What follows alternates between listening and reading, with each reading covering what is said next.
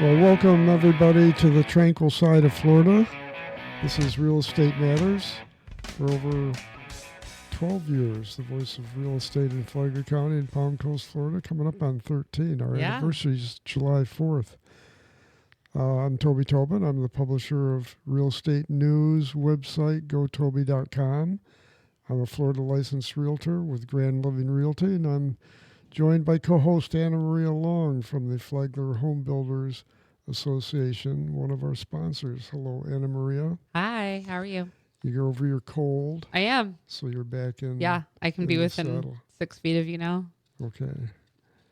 Our lead sponsor for this show for quite a while now has been Veranda Bay. Veranda Bay is a beautiful private community being developed along a mile of intercoastal waterway off John Anderson Boulevard. They have a Flagler Beach address and soon to actually annex officially into the city of Flagler Beach. You can find some beautiful homes there, all top drawer custom home builders, Olson Homes, Arthur Ruttenberg, ICI Homes, Holbert Homes, Toll Brothers, and Dreamfinders. If you want to learn more, go to verandabay.com. That's VERANDABAY.com. As I mentioned, Flagler Home Builders Association sponsors us, as does the Hammock Community Church, little church on A1A in the Hammock, about a mile and a quarter north of the toll bridge. Small enough to know you, but large enough to serve you. You'll find me there almost every Sunday at the 11 o'clock service. It's a more traditional church. We have a nice big choir. We don't have a band. A lot of people my age there. So if you're younger No than flashy I am, lights.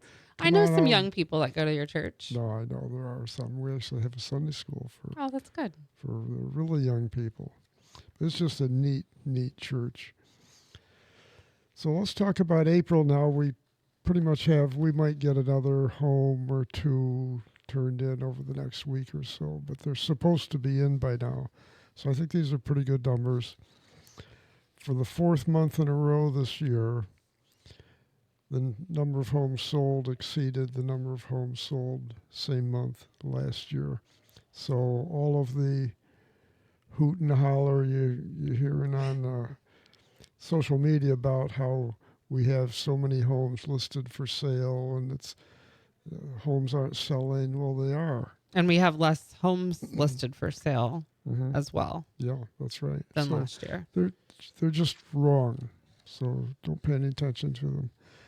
280 homes sold versus 255 same month last year.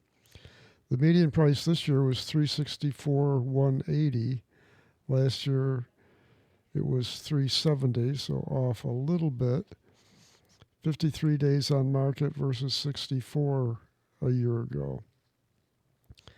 And just for comparison, the statewide median price was $416,800. So traditionally, Flagler County has a lower median price than the state of Florida, and the state of Florida has a lower median price than the U.S.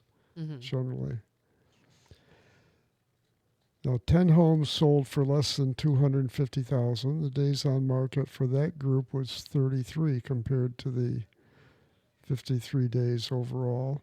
5 of those 10 homes were cash sales.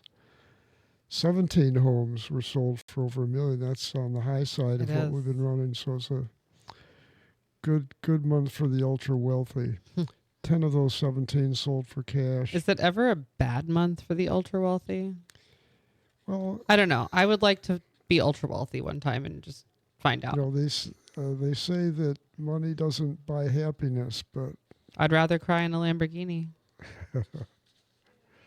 I've been pretty well off 3 times and poor 4. I guess cycle all's well guy. that doesn't end well. all this wealth does not end well. So of the 17 homes, 10 were sold for cash. 1,146 homes are listed with the local MLS. These are Flagler County single-family home listings. That compares to 1,347 a year ago. So that's down well over 10%. Yeah, it's 200 less homes. 421 homes are pending versus 343 last year. That's another positive sign. Mm-hmm. The days on market for the pending homes is 58 days. The median list price for those pending homes is 374.9. So that translates about to a 360 selling price, which is in line with what we've had for several months in a row. The Gindex 2.72 compared to 4.03 a year ago, and That's beautiful. it is. That's a good sign. That's the ratio, by the way, from the ratio between the number of homes listed divided by the number of homes in the pending file. So let's look at the first 4 months, because not only do we have final numbers for April, we still have them for January, February, and March. Yeah, we got a quarter. Yeah. A third. A third under our belt. So the total number of homes sold for the first 4 months this year compared to the first 4 months last year, up 13.2%. The median price up 2.4%. The total sales volume, that's the dollar volume, that's really probably the most important number for the industry, because that's the number everybody gets paid on. It's total sales. Total sales are up 11.8%, which is solid. And again, that's in spite of all of the doom and gloom you hear about the market. I like those numbers because they're not gigantic. No, and you know, it's a scary time now with what's going on in the world. We don't know what's going to happen to interest rates. We expect they're going to be coming down later this year. But from a geopolitics standpoint, there's an awful lot of uncertainty, which is holding back what I would consider an extremely strong market. I think the demand is definitely out there. So when we settle the uncertainty and mortgage rates come down a little bit, watch out. Prices have remained relatively unchanged, which means the way I read the market is that the number of buyers and the number of sellers are approximately equal. That's why prices aren't going up or going down. But that the total number of buyers and sellers, even though sales are up, is still below what the underlying demand would dictate. Yeah. So if the interest rate went down and the geopolitical uncertainty was resolved at the same time, we could potentially have all of those people who have been sitting on the sidelines waiting. I think we'd see another 2020. Another 2020, 2021. Yeah, which would do exactly what we experienced and drive up prices. And then we would have this lower point, not low, but lower point of stabilization that we've been experiencing over the past year or so, 2 years, which I was, you're at the Parade of Homes banquet, and I've said to our attendees and a lot of our builders and the industry that we're not actually in a bad place.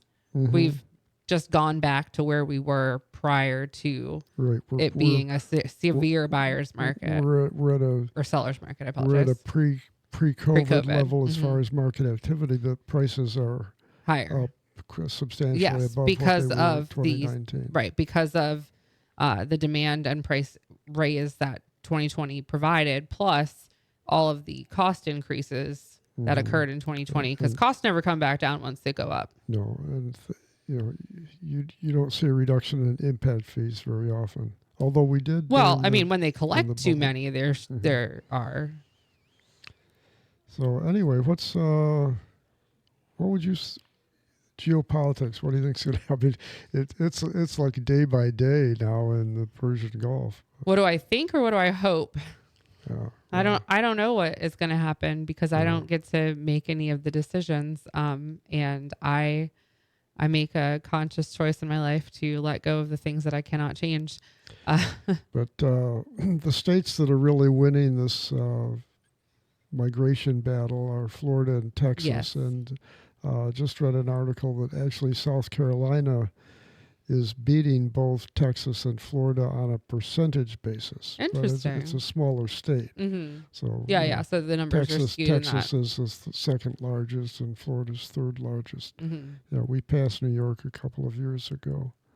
Yeah, I've been following a video podcaster that does financial audits for people who wish to have them, and he talks about a triangle of cities in Texas that have a higher rate of income, and how the cost of living is basically where I'm getting at, and that's something that we benefit from here in Flagler, that our cost of living is lower than Orlando, Jacksonville, Miami. Yeah, lower than the state, but our household income is also less. Yes. Well, our household income is largely from our majority of our population being in the senior class, and that being retirement, Social Security, or whatever they've got in the bank. The median income in Palm Coast is roughly half what it is in Nocatee, which is a big development in northern St. Johns County. But that's those are high income earners, and higher education level than absolutely. Here. And I know I offended someone one time when I told them that Flagler County had that we were a low educated county, but that is the statistical reality. Yeah, and our age level is higher. Thank God for the villages. They're keeping us above board.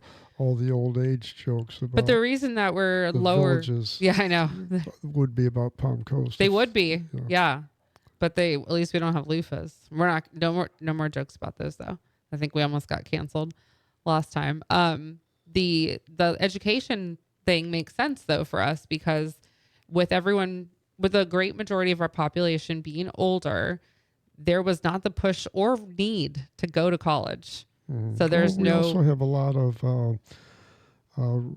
I would say, retired civil servants from the Metro New York area. Yes, and that was going to be my next requirement wasn't required. Yes, and they've got fantastic pensions and retirement plans that they're doing great, and that's a testament to jobs that don't require college degrees, which means they don't require expenses to get into, and you can make a great living and also retirement off of. Yep.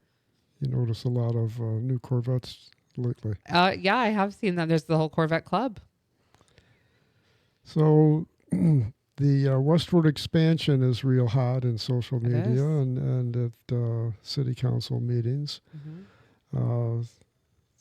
Social media's jumping to conclusions, as they often do, and often with incorrect data and failing to mention or acknowledge certain statistics that are true fact. So we have to take a short break. Don't go away. We'll be right back to talk about the western expansion.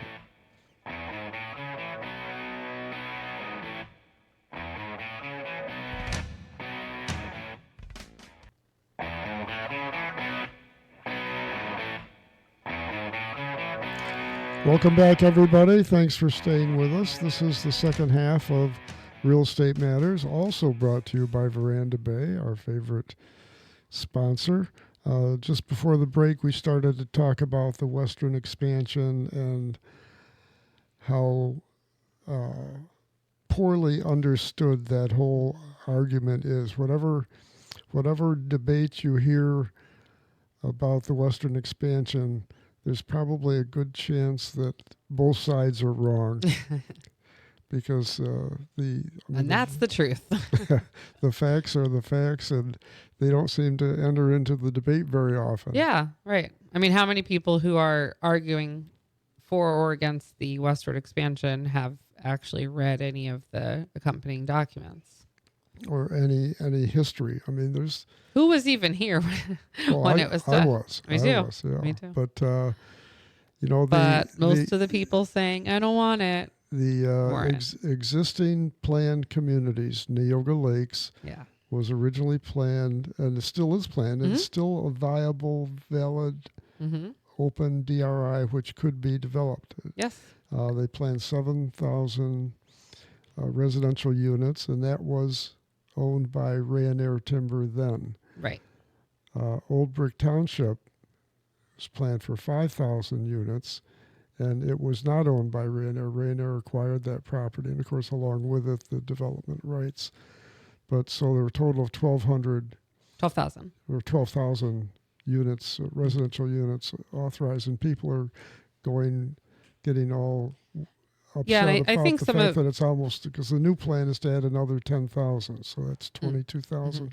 But what nobody has mentioned is that the new plan is twice as many acres, so it has nothing to do with increasing density or anything. Right. It's just a larger, and it'll probably take longer to build out than of course. Neoga Lakes and Old Brook Township. Yeah, nothing goes up the same day. And you know, things that were negotiated and planned for so long ago, like a golf course community, for example, the world changes. We've seen it change. Sawmill Creek along Route 1 was going to be a golf community with with a Jim Furyk professionally designed golf course. Didn't happen. Right, because the ways of the world have changed. They were actually selling lots for quite a while, and then they had to back away from. They had to undevelop. They didn't develop the lots, but they were doing some pre-sales. Yeah, had to go back and tell them what they were doing, changing. Okay, here's another misnomer. Rainier, and of course it was, again, you're talking about two different landowners that negotiated those two DRIs, existing DRIs. It wasn't just Rainier.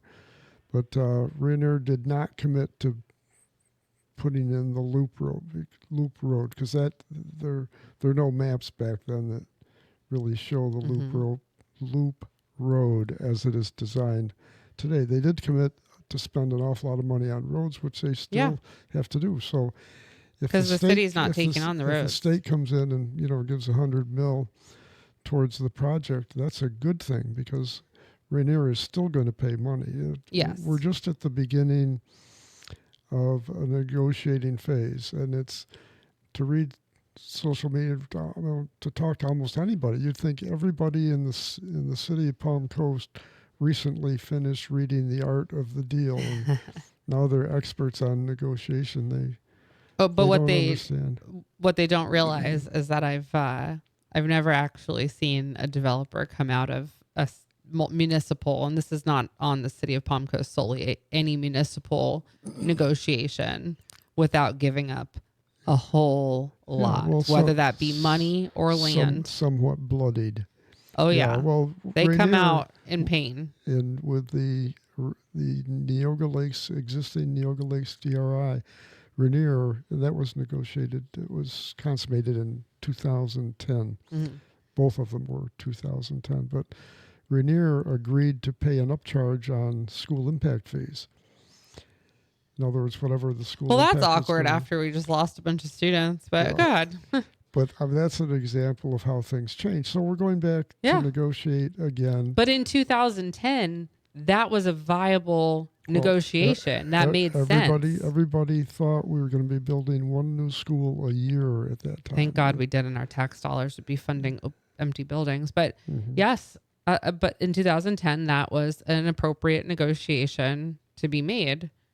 Today, we should be glad we didn't, and that we have the ability to renegotiate it. Because maybe we don't want that on schools, but maybe we need a little more money for, I don't know, water. Yeah, and roads. And roads, yeah. Those are the two things that we're struggling with the most. But we have a wonderful opportunity to do something really right with the western expansion, because it is so, well, first of all, there are very few areas of good developable land near the ocean anymore. I mean, Florida's pretty well built up around the coastline, and it's owned all by one landowner. We don't have to go in and negotiate rights of way. Right, or try to get a holdout to give up their property. Have to go through courts to take the land with them. Someone who actually wants to develop it. So we're still in the early stages at the beginning of negotiations, but everybody's posturing. And again, it's like they all just read The Art of the Deal, and they want to use what they think they learned. Everyone's an expert. You could just go on YouTube or whatever and learn whatever you want. But there's still going to be more public hearings. There's going to be plenty of opportunities for public comment at those hearings. They still they don't have any St. Johns River water management permits yet. That's true. They haven't done their final traffic impact studies. They haven't even begun negotiating with the school district over impact fees and concurrency and what that all means. So much money. It's going to be. This is I read an article big recently. process. I would be surprised if construction of some of the infrastructure will start occurring, but I'd be surprised if any building starts to go vertical within 3 years. Oh yeah. Especially depending on how steep these concurrency fees and impact fees and things like that are. At my age, that's pretty much past my planning. Hey, no. I don't want to talk about that. Tissues are too far away from me right now. The fees could potentially make it undevelopable in a way, make it unaffordable. But city council continues to voice their interest in creating housing affordability. They have opportunities out there in ways that we've talked about on this show, like land trusts and things like that, and different incentives. And I just feel there's so much opportunity out there. I'm really excited for the Loop Road for economic development and opportunity. So the Loop Road, I think a lot of people might be confused and think that the Loop Road is solely for the use of the new development, but that's not accurate.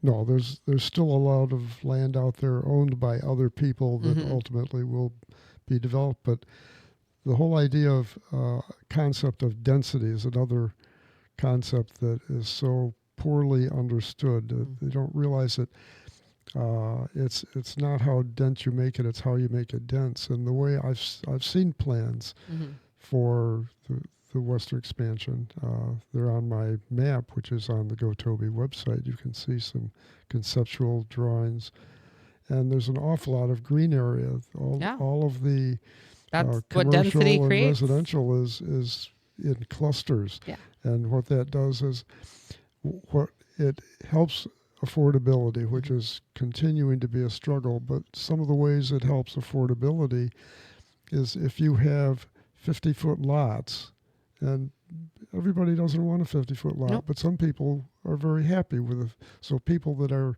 in an 80-foot lot shouldn't be bitching about 50-foot lots because there are people. Well, but by all means, don't buy one. Yeah. But a 50-foot lot requires only 50 feet of roadway to be built out front. It requires only 50 feet of sewer line and water line to be built out front.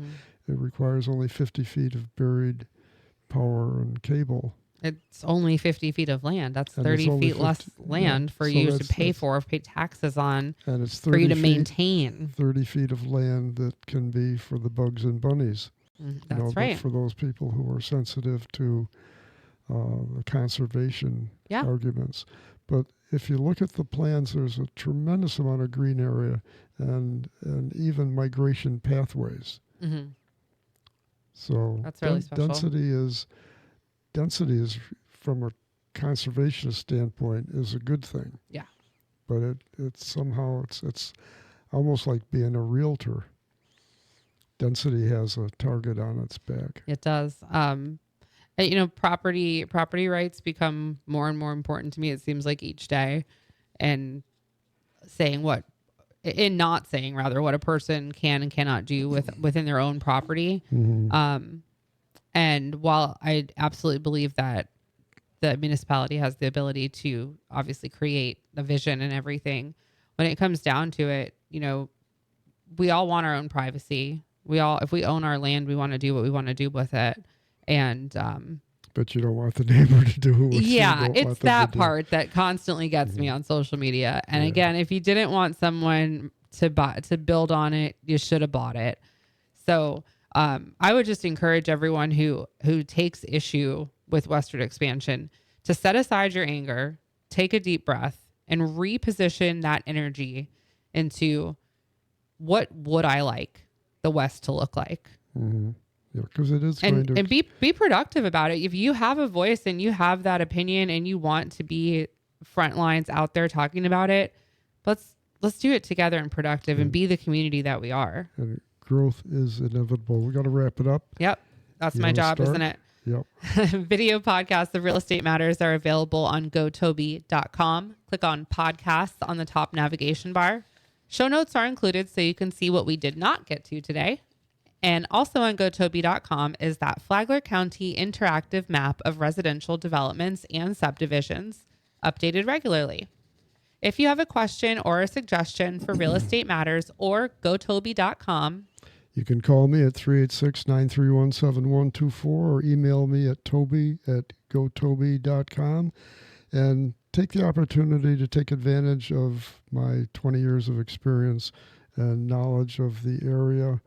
Give me a call and let me hook you up with a qualified realtor, and you get me along on the ride as a paid consultant. It doesn't cost you anything more, so increase your opportunity for a good outcome. Thanks for being with us. Hope to see you next week. I'm Toby Tobin, and I approve this show.